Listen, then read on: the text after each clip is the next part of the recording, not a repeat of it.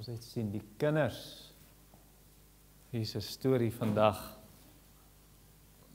sy.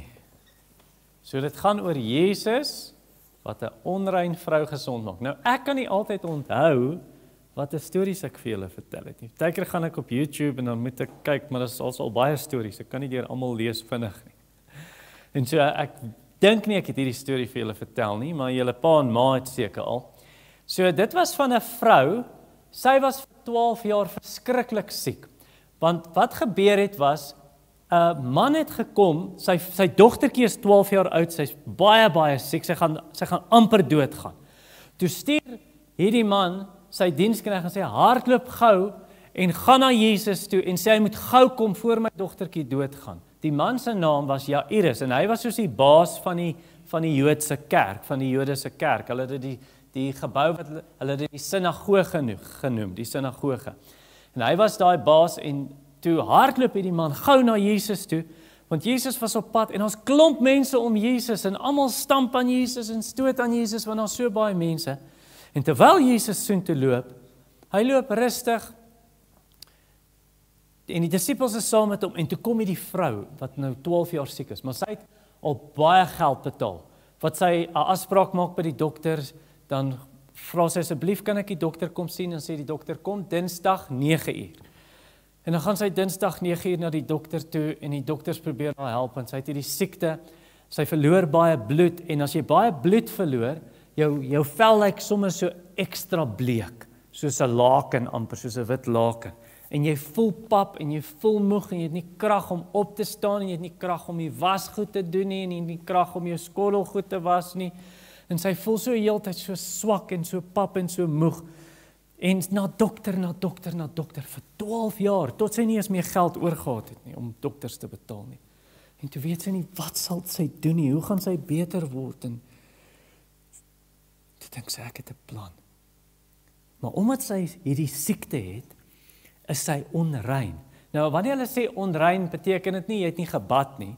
Dit beteken, jy kan nie na God se tempel toe kom, en so sê net maar 'n lammetjie bring, en 'n offer bring, want jy is onrein.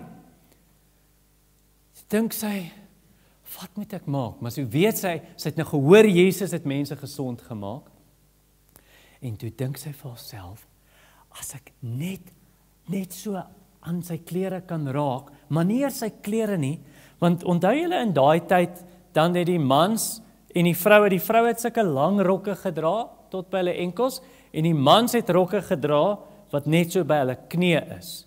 Maar dit is soos 'n kleed, dit is nie 'n rok vir 'n vrou nie, dit is soos 'n koning se kleed, het julle al 'n koning se mantel gesien, of Superman? Jy al gesien, Superman dra so 'n snaakse lap?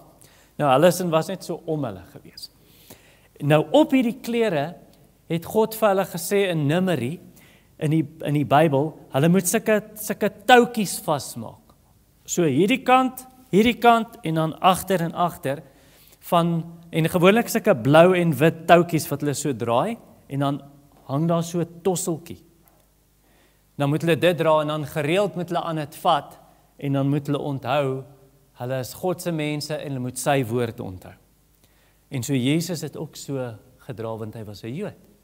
En toe kom hierdie vrou, en al hierdie mense druk so om Jesus, want daar is so baie mense, soos as dit Kersfees is, ek hoop nie julle pa en ma gaan mol toe as dit Kersfees is, want dit is 'n malhuis.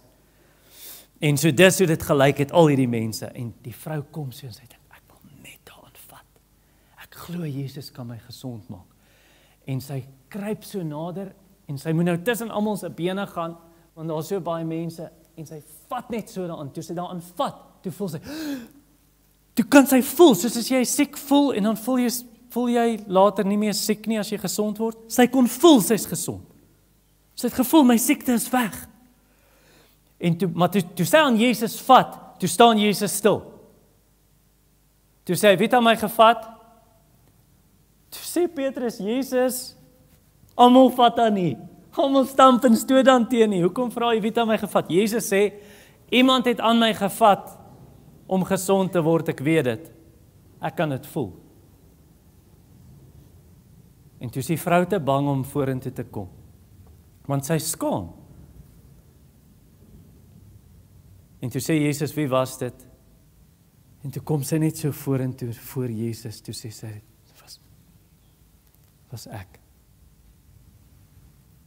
Toe sê Jesus, jy het baie groot geloof. Jy het nou gesond geword. Jou geloof het jou gesond gemaak. Toe is hy so bly dat Jesus al gesond gemaak het. Nou, ons kan nie nou vir Jesus hier sien nie. Hy is hier, want hy is oral.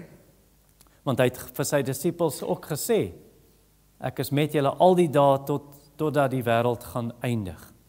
So hy is hier, maar jy kan hom nie sien nie. Dit is soos die wind. Jy kan mos nie die wind sien nie, nê? Jy kan sien wat die wind in die blare doen, maar jy sien nie die wind nie.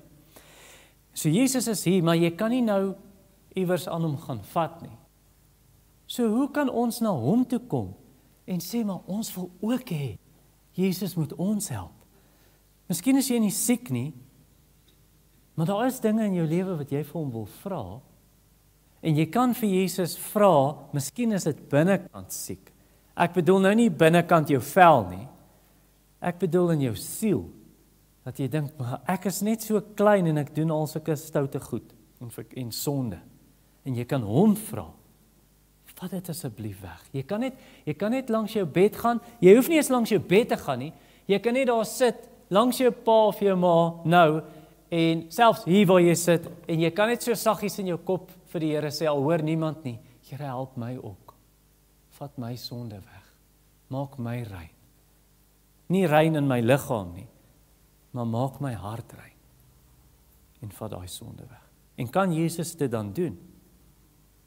Dink julle Jesus het dit geweet nog voor hy hom gevra het?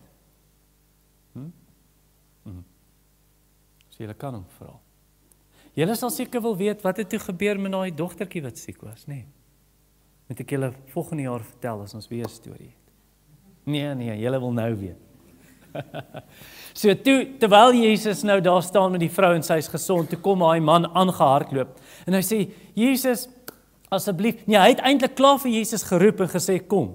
En dis toe die vrou hom vat en toe stuur die pa nog iemand. Ek dink die pa self wat gesê, toe maar los het, sy is dood. Moenie vir Jesus pla nie. En hy wil so wegdraai en terug gaan huis toe. En hy is baie hartseer.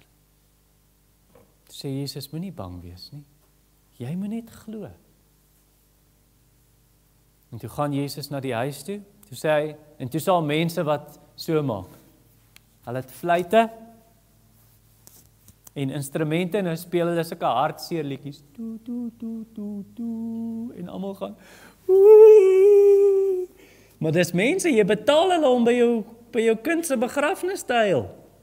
Hulle huil toe, maar hulle huil nie regtig nie, want toe Jesus sê, hou op huil, sy is nie dood nie, die dogtertjie slaap net, toe skielik toe begin hulle lag. Wat wys hulle het nie regtig gehuil. Maar die pa en die ma het regtig gehuil, want hulle was hartseer. Sê Jesus, almal uit die huis uit, almal uit die huis uit. Sê kom, Petrus, Johannes, Jakobus, kom. En toe gaan hulle in die huis in, saam met die pa en die ma, en toe lê die dogtertjie dood op haar bed. Toe gaan Jesus na die dogtertjie toe. Toe sê hy vir haar, Talita, haar naam was nie Talita nie. Talita beteken dogtertjie. En toe sê hy vir haar, dogtertjie, staan op en hy vat haar hand, en toe gaan sy so. Toe haal sy asem en haar oë gaan oop, en toe lewe sy weer. En toe laat Jesus haar opstaan. En toe sê hy, kom, ek kan mense lewendig maak, maar dis nie hoe jy lewendig bly altyd nie. Jy moet eet, gee vir haar kos om te eet. Dink sy is honger, dat haar liggaam nou kan sterk word. En toe gee hulle vir haar kos om te eet. En toe is die pa en die ma so bly. En Petrus, ek kan net sien, veral Petrus. Petrus is, wat? Toe hy vir Johannes kyk wat het Jesus weer gedoen. Dis wonderlik, want Jesus is wonderlik. Julle kan gaan sit.